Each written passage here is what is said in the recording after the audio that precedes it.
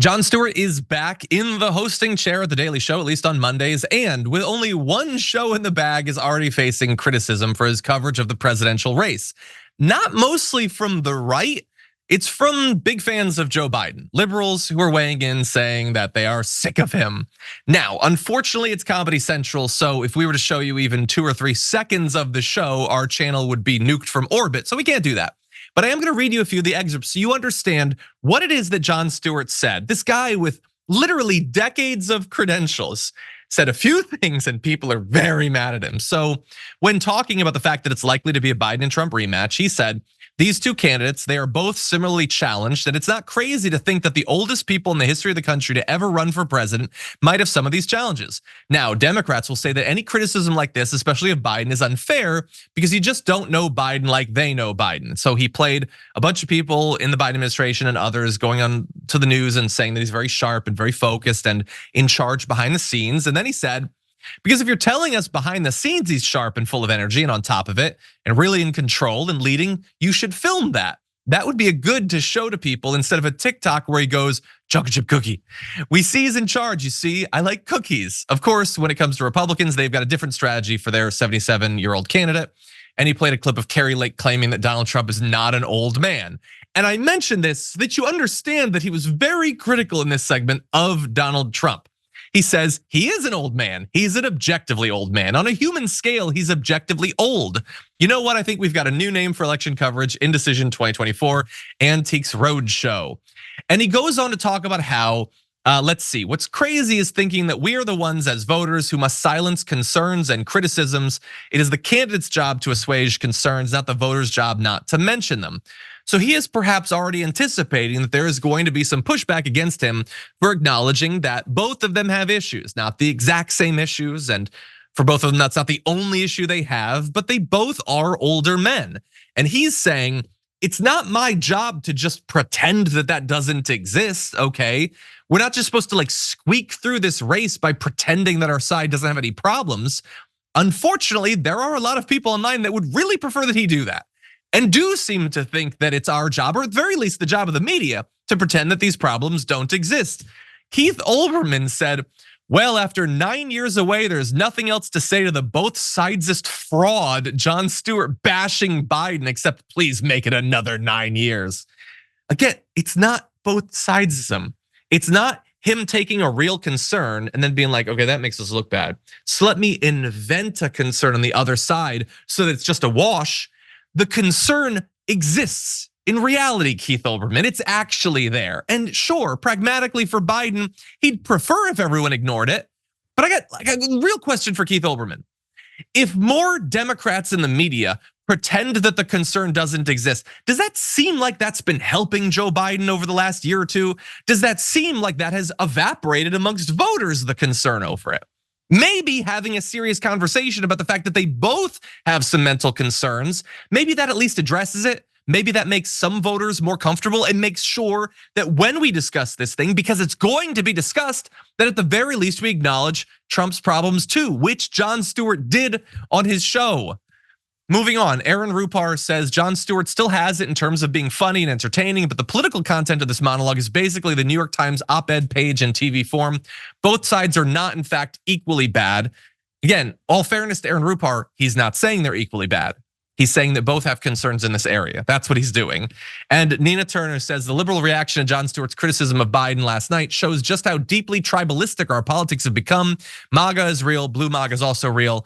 I don't love the blue MAGA thing. I think that it's a unique thing that deserves its own label. But I agree, she is correctly pointing out that people like thought, wait, but Jon Stewart's our guy.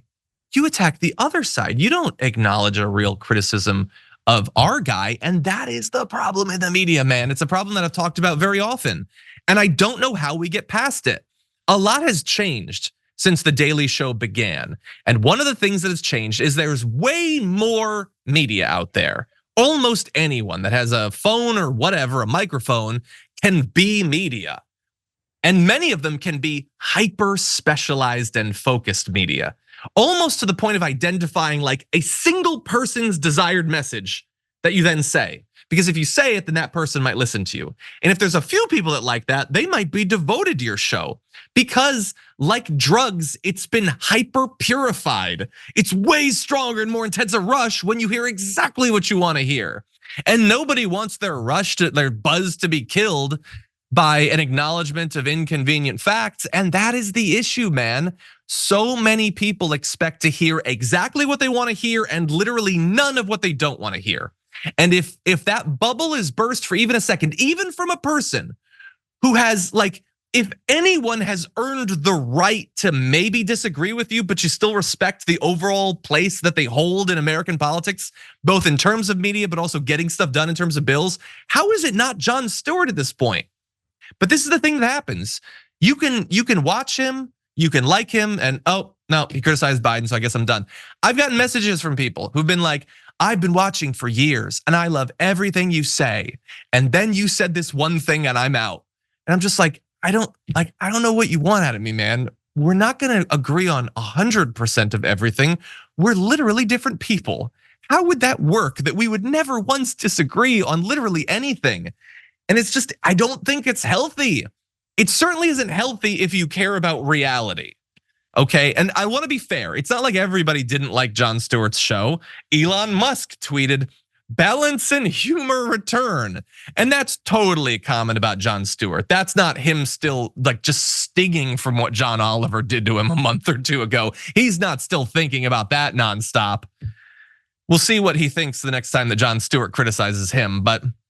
But anyway, that's what Stewart has returned to, and it's gonna be interesting to see if he continues to criticize both sides in a way that is based on the facts, in a way that he thinks is fair. And by the way, if he ever does it in a way that I don't think is based on the facts, in a way that I think is being needlessly both sidesy, then we can talk about that. But the simple fact that a criticism exists does not mean that he's being unfair. And I will close by saying, I think what happened with The Daily Show is similar to what happened, I think, with TYT. Remember, we had a similar trajectory in terms of time. And in the same way that The Daily Show was very critical of the Bush administration and Fox News, what passed for right-wing media at that point, so was TYT. And so people got very comfortable with that, but thought that that's what it is. It's not that they're criticizing those in power, it's that they're criticizing the right wing in power. But it just was that's who was in power then. And then when Obama takes over, well, if you're gonna be a critic of power, well, now they're the ones in power. Those are the ones that you need to keep a watch on. And some people are like, no, that's not what I want. I know I said I wanted power to be critiqued, but I would just prefer that the other side be. And that I don't think is healthy, not for democracy, not when the stakes are so high. So anyway, I enjoyed his return. I thought it was still funny. I was actually surprised at how smoothly he slid back into the hosting chair. I think it felt like he had just picked up where he left off. And we will see. Maybe he'll go down some bad roads. But so far, I'm enjoying it. For more political news breakdowns, interviews, stories of activism, and me trying my hardest to care about the occasional big celebrity news story, subscribe to our YouTube channel at youtube.com/thedamagereport. And you can ring the bell wherever it is so you don't miss anything.